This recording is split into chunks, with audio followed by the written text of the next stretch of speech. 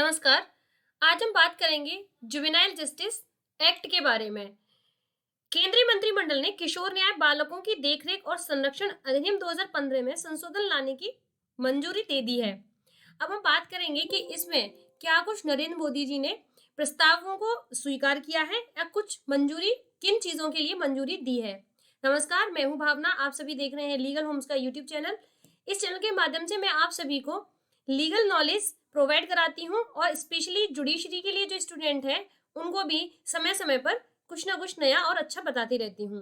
अगर आपको ये इन्फॉर्मेशन अच्छी लगती है तो लाइक कीजिएगा और साथ ही साथ में अपने दोस्तों के साथ शेयर भी कीजिएगा, और अगर आप चैनल पर नए हैं तो चैनल को सब्सक्राइब भी कीजिएगा। चलिए आज की इस वीडियो को शुरू करते हैं। पहले हम बात करते हैं जुवेनाइल जस्टिस सिस्टम की इन इंडिया।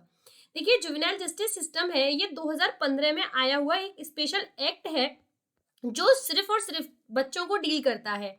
यहाँ पर ऐसे बच्चे जो अबेंडेंट छोड़ दिए जाते हैं या जिनके माता पिता नहीं होते हैं, या ऐसे बच्चे जो कन्फ्लिक्ट विद लॉ या किसी भी विधि का उल्लंघन करते हुए पाए जाते हैं, तो उन्हें पुलिस या स्पेशल प्रोविजंस के तहत इनको जो है रिहेबिलिटेशन सेंटर में भेजा जाता है, जिससे कि इनका नया जीवन सुचारू रूप से चल सके।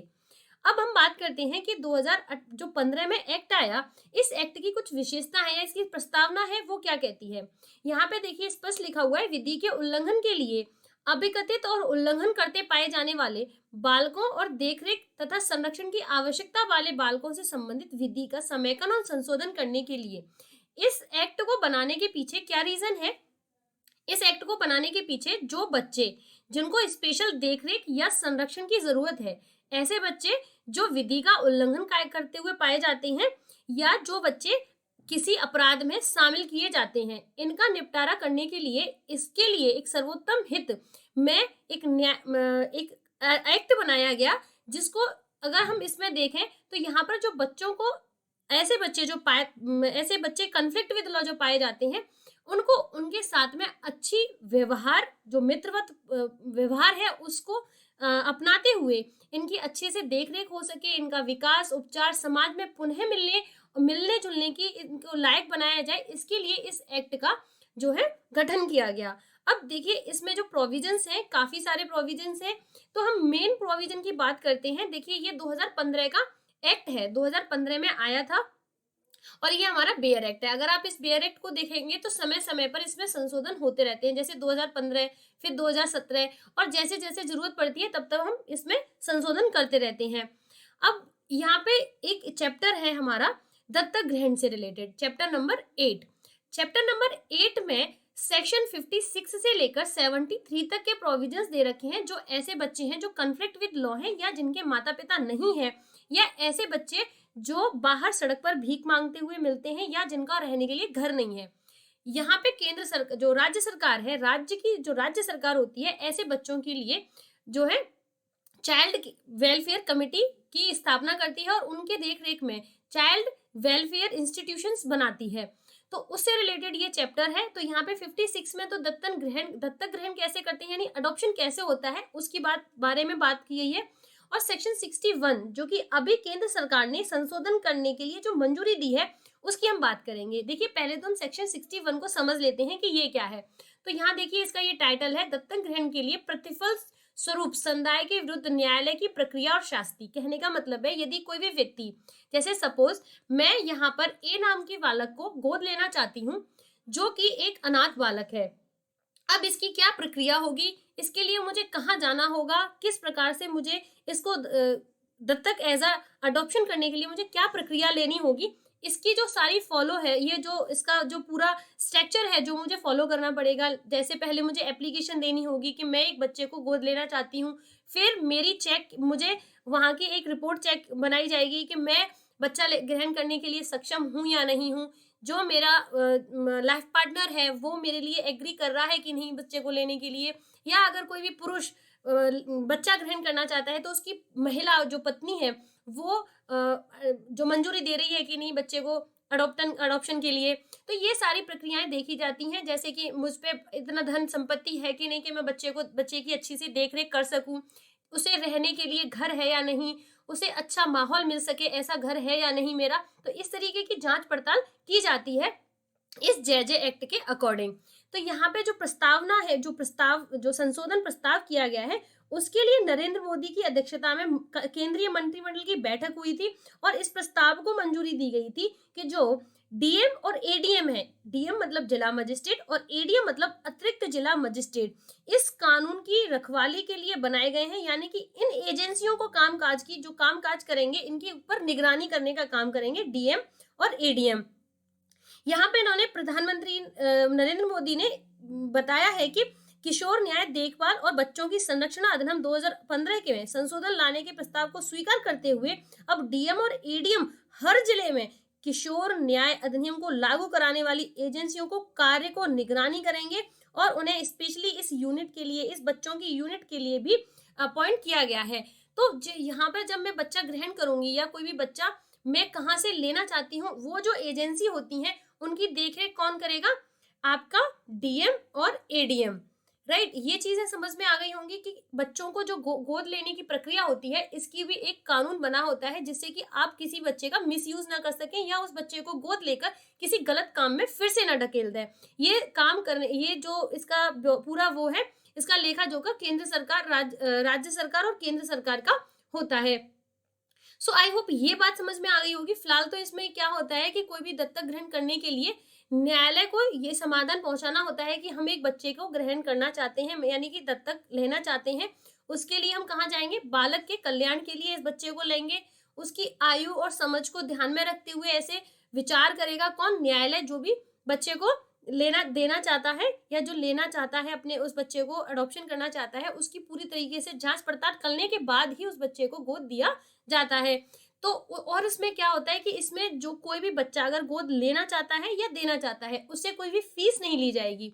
फीस का मतलब है कोई घूस प्रकार की, जैसे कि अगर मैं आपसे बच्चा ग्रहण करना चाहती हूँ तो उसके बदले में आपको 2 लाख, 5 लाख या 10 लाख रुपए नहीं दूंगी, और नहीं आप मुझसे मांग कर सकते हैं कि मैं आपको बच्चा गोद दे रहा हूँ तो आप मुझे इतने पैसे दीजिए, सिर्फ सिवाय फीस के। वहां पे जो फीस फॉर्म, एप्लीकेशन फॉर्म होती है या जो उस प्रक्रिया में लगने वाला जो भी जितना भी पैसा होता है वही आपको देना होता है। इसके अतिरिक्त कोई भी जो है आपको फीस नहीं देनी होती है, यानी पैसा आपको नहीं देना होता है। तो ये है सेक्शन नंबर 61। अब इसी में जो है आपको संशोधन करने के लिए प्रस्ताव आया है।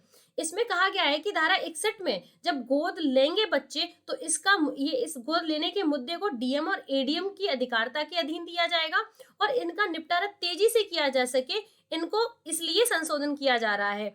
और बच्चों की तस्करी और नशीली दवाओं के दुरुपयोग, जो बच्चे हो जाते हैं जिनको शिकार किया जाता है, जैसे बच्चों को एक जगह से लेकर दूसरी जगह पे बेच देना या उनको नशीली दवाओं का दुरुपयोग करने के लिए भी इस्तेमाल में लिया जाता है, जिससे कि बच्चों की देखभाल की जा सके और उनको सुरक्षा दी जा सके। तो इस वजह से इस सेक्शन को थोड़ा सा जो है केंद्र सरकार ने क्या किया, कड़ा कर दिया है। अब इसकी जांच कौन करेगा? जांच करने के लिए देखिए, रजिस्ट्रेशन जो होता है, जो बच्चे जहाँ पर रहते हैं, एक रिहेबिलिटेशन सेंटर होता है जहाँ पर ऐसे बच्चे जब पाए जाते हैं या तो कन्फ्लिक्ट विद लॉ किए जाते हैं, वो बच्चे अगर कन्फ्लिक्ट विद लॉ किए जाते हैं तो जिला मजिस्ट्रेट जो होता है इनके लिए जेजे भी बनता है सेक्शन 4 के अंदर, जेजे एक्ट के अंदर जो है जेजे भी, जुवेनाइल जस्टिस बोर्ड के नाम से एक सेक्शन है, आप पढ़ेंगे सेक्शन नंबर 4। उसमें बताया गया है पूरी प्रोसेस, किस प्रकार से जेजेबी होगा, किस प्रकार से उसकी सुनवाई होगी, क्या उनकी क्वालिफिकेशन होगी, ये सब उसके अंदर आया है। तो वहां पे क्या होता है कि ये बच्चे अगर जो कन्फ्लिक्ट विद लॉ होते हैं उनको हम वहां पे रिहेबिलिटेशन सेंटर में भेज देते हैं जहां पे बच्चे की केयर और प्रोटेक्शन किया जा सके। तो इनके लिए केंद्र सरकार हर प्रत्येक राज्य के लिए एक रिहेबिलिटेशन बनाती है। इसको केंद्र सरकार और राज्य सरकार दोनों ही फंड करती हैं, जिससे कि ऐसे बच्चे जो बाहर आवारा छोड़ दिए जाते हैं या आवारा घूम रहे होते हैं या जिनको कन्फ्लिक्ट विद लॉ या अपराध करते हुए किसी विषय में शामिल होते हैं, उनको अच्छे से रिहेबिलिट करने के लिए केयर और प्रोटेक्शन और प्लस मेडिकल और शिक्षा के लिए भी कई सारे प्रोविजंस होते हैं। जब हम जेजे एक्ट पढ़ेंगे तब आपको समझ में आएगा।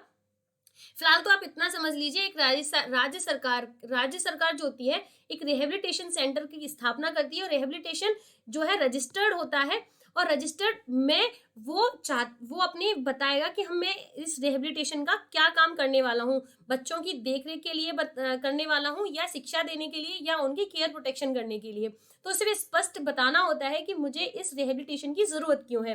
तो इसकी भी निगरानी अब डीएम एडीएम करेंगे और ऐसे रिहेबिलिटेशन की जांच पड़ताल करने के बाद डीएम और एडीएम जो है एक रिपोर्ट तैयार करेंगे और रिपोर्ट तैयार करने के बाद में संबंधित सरकार जो राज्य सरकार है उसको भेजेंगे। उसकी सारी पृष्ठभूमि की जांच पड़ताल करने के बाद में और पूरा ब्यौरा तैयार करने के बाद में तभी एक रिहेबिलिटेशन ओपन किया जाएगा।